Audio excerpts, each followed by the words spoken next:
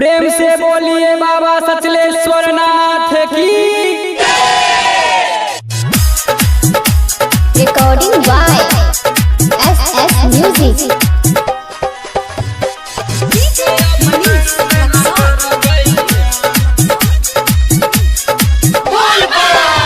यो भैया ऐसा बन महीना शिव के अभिनंदन करबैना।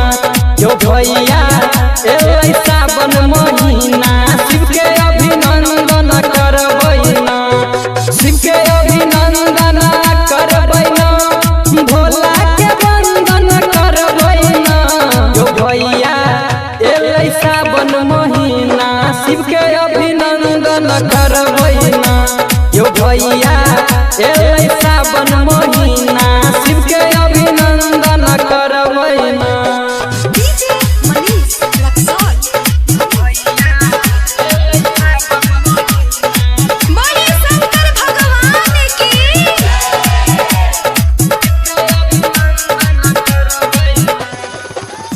तो नंदी के सवारी करके औथिन भोला भंडारी। यो भैया औथिन Bhola Bhandari.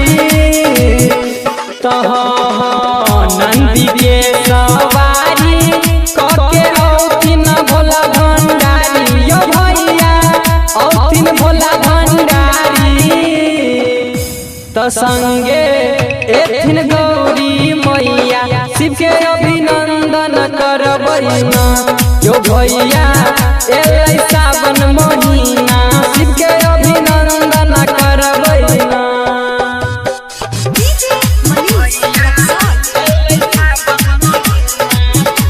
Recording by SS music.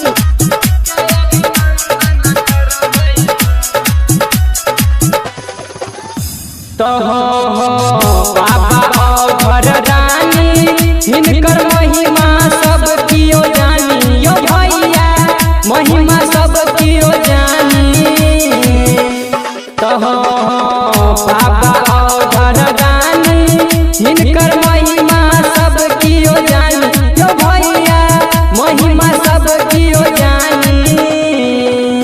यो भैया ऐसा बन महीना शिव के अभिनंदन करबैना।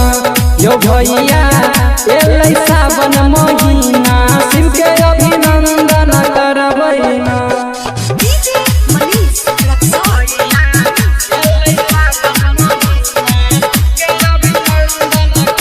Recording by SS music.